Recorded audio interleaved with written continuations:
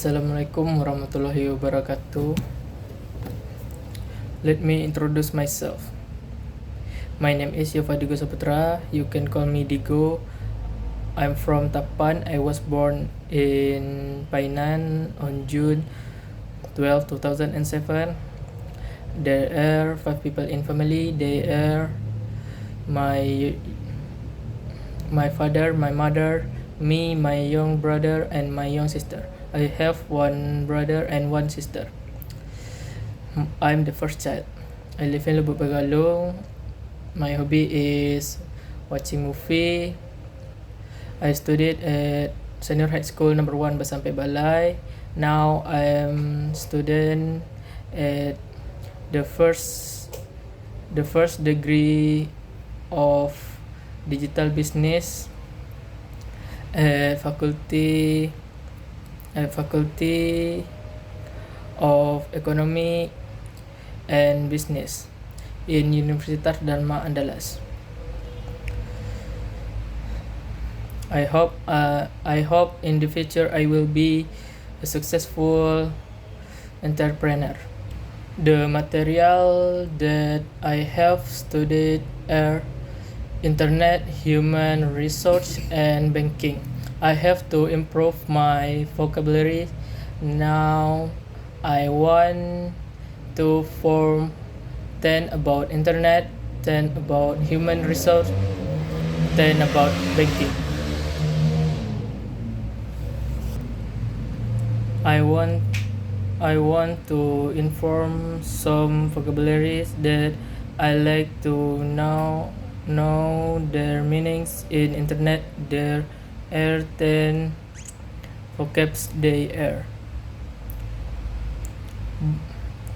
Bounce rate adalah salah satu istilah yang menggambarkan persentase berapa lama pengunjung membuka website atau blog ketika kelola.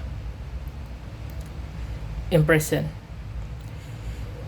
adalah metrik yang mengukur berapa kali tayangan suatu konten pada layar audiens. Klik menggambarkan jumlah iklan yang diklik oleh visitor. Reach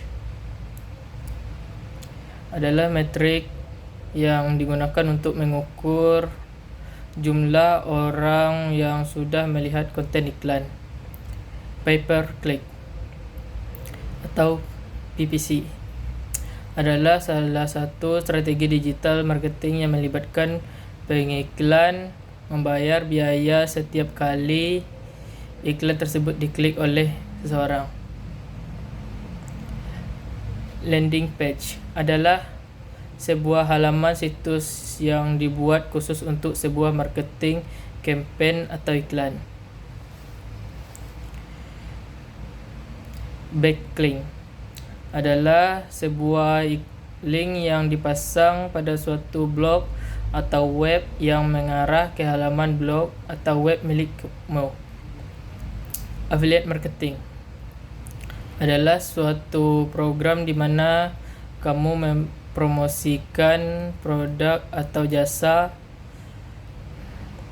dari sebuah perusahaan atau brand. Affiliate marketing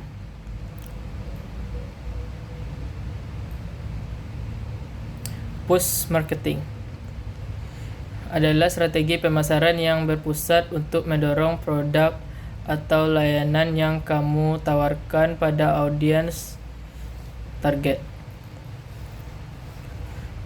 Pull marketing berfokus pada menemukan cara untuk membuat pelanggan datang ke bisnis atau merek daripada sebaliknya. Second, about human resource. There are 10 vocabulary they are. Absent digunakan untuk menyebut karyawan yang tidak masuk pada hari tertentu. Absenteeism digunakan untuk menilai kebiasaan karyawan Kebiasaan karyawan sering absen yang bisa memengaruhi kinerja perusahaan.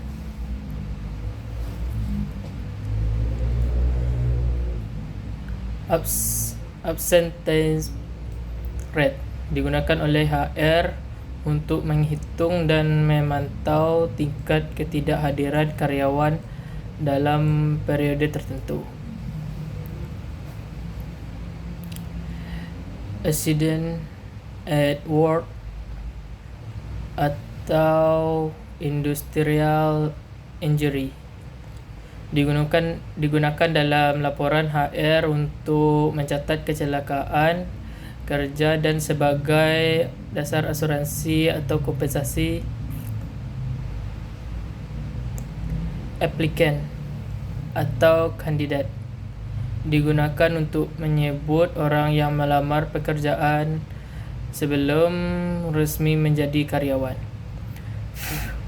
Application form digunakan sebagai dokumen awal pendaftaran kerja yang berisi data diri pelamar. Apprenticeship digunakan untuk program pelatihan atau magang bagi calon tenaga kerja agar siap bekerja.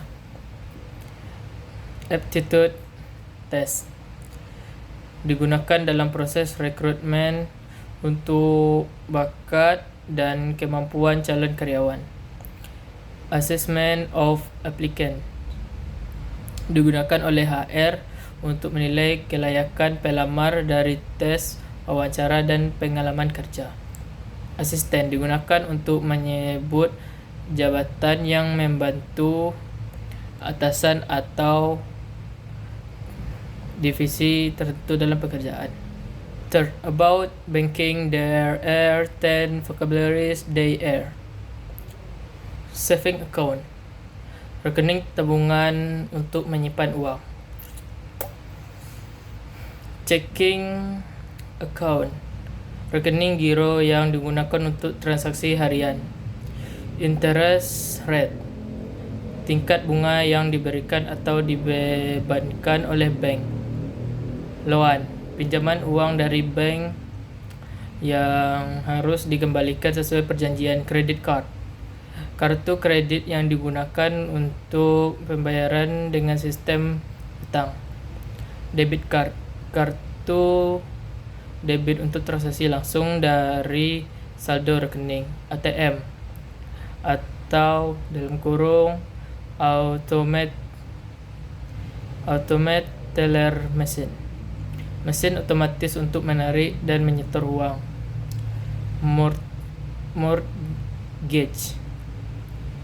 Mortgage, pinjaman jangka panjang untuk pembelian properti atau rumah. Transaction fee, biaya yang dikenakan bank untuk suatu transaksi. Balance, jumlah saldo uang yang tersedia di rekening.